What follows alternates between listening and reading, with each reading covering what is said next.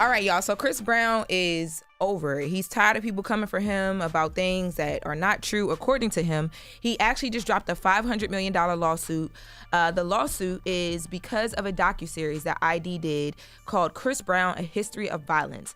So Chris Brown is saying this docuseries that y'all put out is full of a bunch of lies. He's accusing Warner Brothers, Discovery, Ample, and a couple other individuals who are behind the scenes or behind the series of promoting and publishing defamatory claims against him.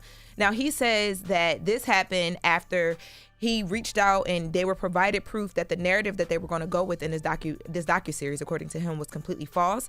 Chris Brown is saying that the Jane Doe, who is like the center of this docuseries, has been discredited several times, and that he's actually never been found guilty of any sex-related crime, but he believes and he feels like this docuseries paints him as a serial rapist and a sexual abuser, even though he's never been found guilty of anything in relation to those two things.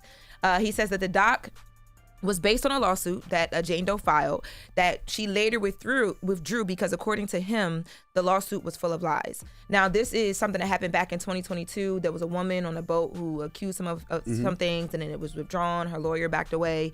And he says, look, I've spent 10 years plus trying to rebuild my reputation, and this doesn't help. He says that, he acknowledges in the doc that there are past things, right? Like, he's taking accountability for things like physical assault of Rihanna. But he says that this documentary is pushing an old narrative that isn't supported by anything that is factual. And because of this, he has been impacted, both his reputation, his career, and his business opportunities. So he wants his $500 million.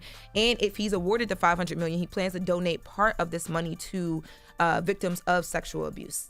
That right there is a fantastic lawsuit, because folks been playing with Chris Brown's name for years, and the network as big as was Discovery ID, right? Discovery ID, Warner Brothers is mentioned, and a few other places as well. They decided to jump out there and do a whole documentary for TV based on accusations and allegations that haven't been proven anywhere. See, a lot of times these allegations and accusations are made on social media, or they're said on YouTube. There's nothing to gain by suing those bottom feeders, but when you can sue all those big companies and corporations, it's worth it. And I love it because I think it sets a precedent, because if you notice now, everybody's doing a documentary, right? Everybody's doing a documentary based off of anything that they see on social media. So the fact that he does that now, anybody that's thinking about doing a documentary about a celebrity, that's somebody that has some money that can possibly sue, you got to think twice. Yeah, in the same way, I feel like you shouldn't be able to press charges, and remain anonymous as a Jane Doe. Why would you create a whole documentary for TV based on the allegations of a Jane Doe? Makes no sense. That don't make any sense to me. And we know nobody cares about the truth and the lies more entertaining, but you have to care about the truth when you are a multi-million-dollar corporation. Right. Yeah. And to correct, I said 2022. This was back in 2020. But most of the time, I will say that these documentaries, if they do them correctly, they base them on like court docs and stuff like that. But you are supposed to follow up and say, we found that this was not correct. This was withdrawn. Like, you have to clarify that. So we'll see how this plays out. Now, in other court news, A$AP Rocky, we talked yesterday about A$AP Rocky, the trial started for the alleged situation with him and A$AP Rocky. Yep. So A$AP Rocky went to court yesterday. He was in court yesterday in LA, and this was just basically for him to plead guilty, not guilty. They also presented him with a deal, and they offered him, he rejected the deal, but they offered him, in exchange for him pleading guilty to one assault charge, he would only have to serve 180 days in county jail, 3 years of probation, and a 7-year suspended prison sentence. And A$AP Rocky said, nope. Not happening. I'm going to take this. He must know he must know he gonna win that case, because I mean, if there was actual footage, because I seen it, didn't they say there was footage or something like that? There is video. The video that I saw though, there's a lot of like shoving back and forth. You can't really make out a lot, but I don't know. There is video. There's two videos. There's the one, it's a closer up video, and you see all the shoving. It's A$AP Rocky and A$AP Rocky in the video, and there's like somebody in between, and then there's a bigger video that's like broader street view where you see where this is allegedly where the shooting part took place. He must know without a doubt that he's gonna get off, because you think about it, they basically gonna give you 180 days, which is still time. Yeah. But in LA, they commute everybody's sentence because the jails are overpopulated, right? So most people in LA only do a percentage of the time.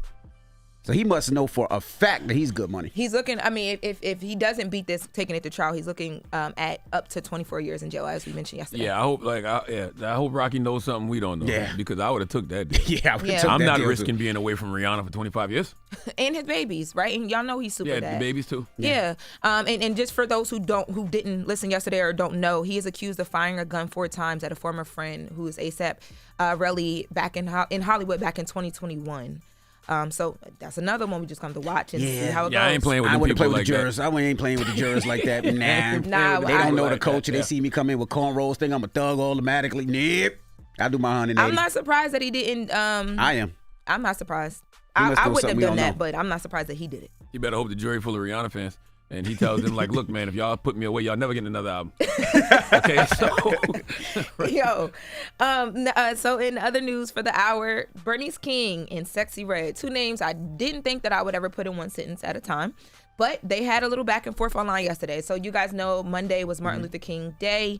People were posting in celebration, and Sexy Red actually posted this photo right here. This is an AI photo.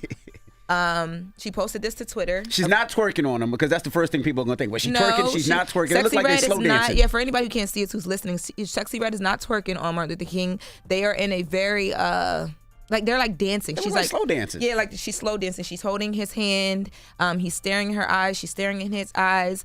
Again, an AI generated photo. It went crazy viral. By the way, y'all was doing Martin dirty way before AI. Okay, y'all had Martin with Hennessy bottles in his hand. Correct. Y'all had Martin on Meek Mill body standing in front of Phantoms. Y'all was doing them dirty way before AI. I saw a video yesterday, women talking about who would be the best tipper in a strip club, Martin Luther King or Malcolm X. That's wild. It was insane. But Bernice King, who is the daughter of Martin Luther King, came out and said, "This is intentionally distasteful, dishonoring, deplorable, and disrespectful to my family and my father, who is not here to respond himself because he was assassinated for working for your civil and human rights and to end war and poverty. Please delete."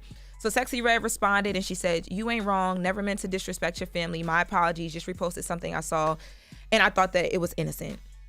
I loved how that was handled. Me too. I love the fact because Bernice wasn't wrong, and the King family been telling y'all to stop playing with their daddy likeness, and Sexy Red handled it like an adult. I respect it. Big Sexy handled it well.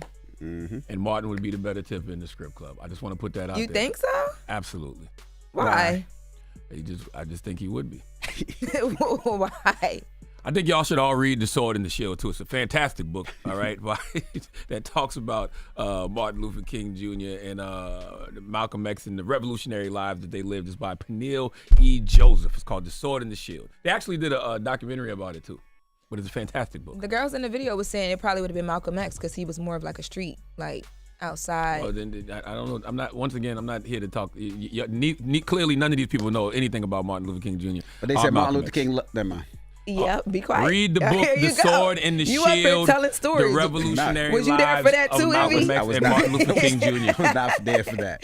That is some wild content to create on Martin Luther King Day, though. Right? Like, that's the best y'all could come up with. Who's Listen, the best stripper? Shout out to Big Best Homie tipper. Kodak Best for posting best it. stripper is the Whatever. best And then tipper. it's just, and then I hate that. I can't believe I hate Envy- that your mind even thinks about, well, who would be the best? I can't believe Why you Envy playing was that? about to go into story details. I'm He not. ain't learned his lesson I yet. just tell you what I Peniel heard. E. Joseph, The Sword and the Shield, The Revolutionary Lives of Malcolm X and Martin Luther King Jr. came out in 2020. You should go get it, read it. It's a great book. They did, All right. and they did a documentary about it too. Okay. All right. Well, that is Jess with the Mess with Law on the Road. So now when we come back, we got front page news. And then Anita Kopak will be joining us. Her new book, The Wind on Her Tongue, is out right now. Keep it locked. It's The Breakfast Club. Good morning. Wake that ass up. Early in the morning. The Breakfast Club.